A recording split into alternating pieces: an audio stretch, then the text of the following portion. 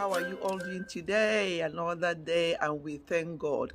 Just a quick video, because I've had this in mind over the last couple of weeks to bring to do this video, since I heard the story about this school and the girl in question, and what went on there, and it was just heartbreaking when I saw the video and everything. So I said to myself that we as parents, we need to be doing more. So I want to come out here and say something quickly. This video will be in two parts. Today I'm going to talk about parenting and what is expected, and how, you know, just a bit of some suggestions really. And then my next video, which will come up maybe the next day or two, will be talking about children, raising up the children. Obviously my own children are adult children now, so how we were raised up, how we raise our children up, and what is going on now.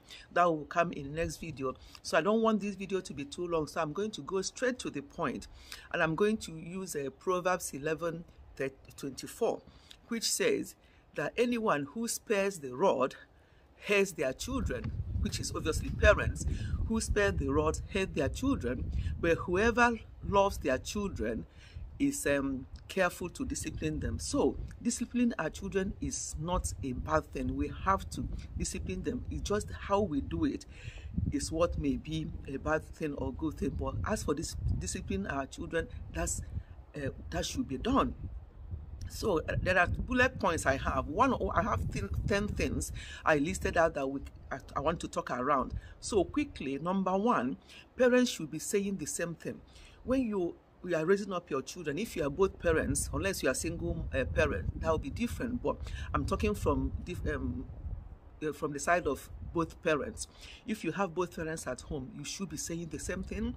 So when you discipline your children, what the other person is saying is what the other person will be saying. Don't in front of the children and say, oh, that's too much, don't do that to them or whatever. You don't have to do that in front of the children. You can discuss that with your spouse, how the best way to discipline, or maybe what they've done. Oh, I think you were too harsh or whatever, but not in front of the children. So always say the same thing when you are in front of your children, when you're disciplining them, or when you're even doing any other thing or agreeing on anything with the children. Make sure that you both work together and agree. Don't ever disagree in front of the children, because these children are so clever. They will play one against the other because they know one who is softer and one who is harder, and they will always want to go to them. So always be saying the same thing. And when you discipline the next one is to explain. When you discipline your children, or when they ask for anything and you don't want to give it to them, or you think that they don't need it, or you don't want them to have it at that time, try and explain to them why. Because the next question will be why. As young as they are, they know this word, why. But why? But why? So you don't just say, oh, because I say so. No, that's not a good answer to give to any child. You have to explain to them. Sit them down in love and explain to them. Yeah, so when you discipline, yeah. So the second one is to make sure that you explain things to them, and don't always say because I say so, because I'm your dad or because I'm your mom. That's not good at all. And the third thing is, don't be too restrictive. Don't restrict them too much. I'm not saying allow them to go wild, but don't be too restrictive. Let them not be jumpy and afraid of you, because, oh, you are coming, oh, dad is coming, oh, mom is coming, we'll do this, we'll do that. Don't be too restrictive. Let them be themselves.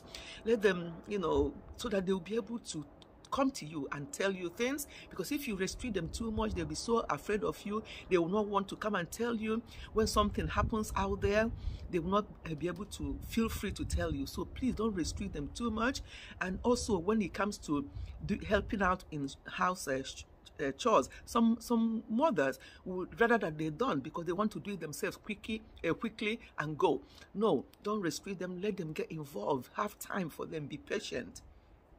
And then the next one, number 4, is don't say what you don't mean. Don't threaten them and say, oh, I'm going to do this, I'm going to do that, when you're not going to do it. Because if you keep saying that and you're not doing it, then they will not take you serious. So never ever say things that you are not going to do. When you say something and you mean it and do it, you know, so don't always say something, oh, I'm going to do this to you, I'm going to do that to you, and at the end you didn't do it. So the child will be like, you said that the other day, so what's the point? So please don't do that. Don't say what you won't do, or don't threaten them. And the next one, number 5, is don't compare them with others, either with their own siblings or with others outside. Don't keep saying to them, oh, look at that, your friend, look at that person, look at what they're doing, look at how they're behaving, and all the rest of it. Then don't compare them.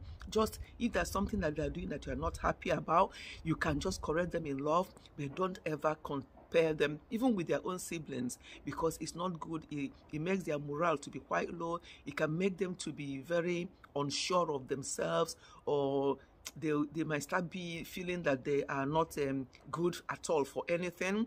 So please avoid comparison as much as we can. Another thing, number 6, is please stop aiming for a perfect child. That's not, after all, we the parents, are we perfect? No. So don't aim for a perfect child. No child is perfect, and no parent is perfect. So stop aiming for perfect child. And somebody will come and tell you about their own children. Maybe they're telling you lies about their children, just for you to think that their children are so cool and wonderful. And then you want your child to be like that, and you want them to be perfect. No, stop aiming for perfect children. Just try to discipline them, bring them up in love, show them examples by the way you live your own lives. Show them examples, and you see the outcome. And then, obviously, before I even other thing that you have to do, one major thing that you have to always do along the line is obviously prayer. So as a child of God, you have to always pray. Do your own bit and pray. That's not part of my the ones I listed, but prayer, we know that that's automatic. We have to pray. But don't always say, oh, I'll pray about it, and not doing anything. No, no, no. God is not a magician, so we don't just have to use prayer in that way and just say, well, I'll pray about it, and you're not doing anything yourself. That's a no-no. That's an aeroplane going up there. I hope you can still hear me. So that's number 6. So number 7 is, listen to them carefully before you agree on what they're saying, because sometimes we are so busy and they're saying something and say, okay, yeah. And then they will go and do something, and you come and start shouting at them, why are you doing this? But I asked you, Mom. I asked you when you are sitting in that, because you are so busy. You didn't even listen to what they were saying, and you just say yes to them so they can get out of your way. So we have to make sure that we have time for them. I know this day and age, so people were so busy running around. As I say, mine are all grown up when they were growing up. So some of the things I'm saying here, you know, are some of the mistakes I made myself. So it's be good for you younger people now raising up children not to make such mistakes. Make sure you have time for them. Yes, being busy, you're being busy for them, because obviously you need to cater for them. But at the same time, please listen to them carefully when they want to say, when they come up with anything, especially when they come back from school. Ask them how things were. Let them sit and tell you, because that's from where you will know what is actually going on. What happened in school today, about their teachers, about their friends. You know, you'll be amazed what they will come up with and what they will tell you. So please do not ever be too busy for them. And number 8 is for us to lead by example. You know, show them example. Don't always correct and not always talk and not always say this, do that. But when they look at you, you're not even doing that.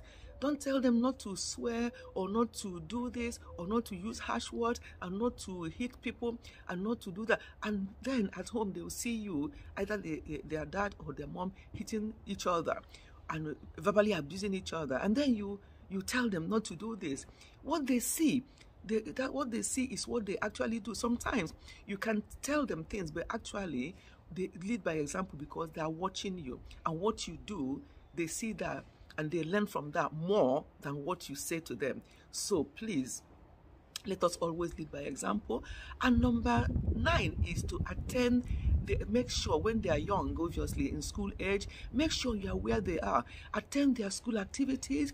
If they have sports or they play football, make sure you're there. Try as much as possible, even if it's not 2 of you. If you're a married couple, if it's not 2 of you, 1 person, just be there in the field, urging them on. I remember when our youngest son used to play football. He loves it when we are in the field. He does more. He does even better. He wants to score the highest goals because he knows that the parents are there watching. So always be in their school activities. Over here, when they were growing up, our own children, they have what they call parents' evening. When it's time for that, go there, listen to the teachers, see what they're saying about your child or your children. Don't just let them go on their own, or don't appear because you're so busy. You've gone to work that side, and your husband gone to work the other side, and the children are just left on their own. Nobody to attend their parents' evening. Nobody knows what's going on. Please let us always try and make our time for activities in their schools when they are younger. And also try and capture moments, some moments in your phones, or now there's no album, but try and we have albums that with children. Sometimes they look at the albums and they look at how they were when they were children, and they really I love it, So now it's internet and social media age, and there's no photo albums anymore, but those photo albums does help. So, but in any way you can capture those moments when they were younger, they do appreciate it when looking at them when they get older. And another thing that is that I think I've lost count now. I think I'm on number 10 now. Don't be over controlling. I think I've said that before. Yeah. So the last one I will say is which is the 10th one, I think, is to be smart about their pocket money or the money you give them for anything. Don't always give them too much. Just be smart about what you do and how much you give them, and don't always don't start pay children because they're doing some house chores. You agree to pay them. Oh, go and wash the place and I'm going to give you some money. No, it's part of the things that you have to do in the home to help you out. So don't always commit yourself to paying or paying them, giving them some money for doing house chores. No, stop it. Don't encourage that. I don't think it's a good idea.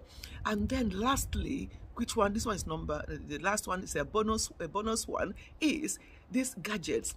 Know the right time to start buying gadgets for your children. Now, I've seen children as young as 5, 6 having push telephones and stuff like that. Yes, even in primary schools.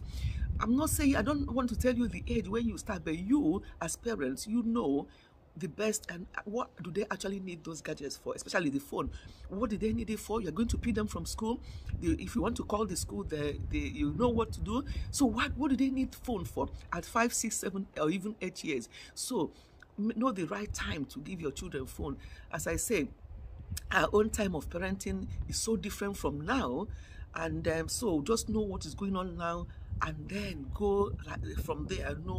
Judge how we are going to raise your own children up, because when we raise our own up, even though it was in the 80s and 90s, things have changed a lot. Even in this country, we raise them up here in UK, things have changed a lot. So just see what is going on now and manage how you raise your children and what you do. I'm going to stop you here because there's a lot to be said. I'll have live stream on Sunday.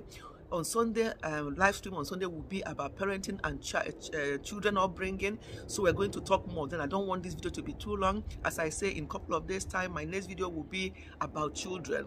So we'll talk briefly again, and then on Sunday we'll do a live stream and wrap everything up. Okay? Thank you so much for listening.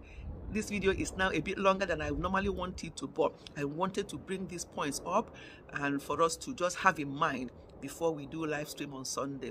Thank you so much for listening, and please share this video out so that other people can see what we have talked about today. And I'll see you again very soon. God bless and goodbye.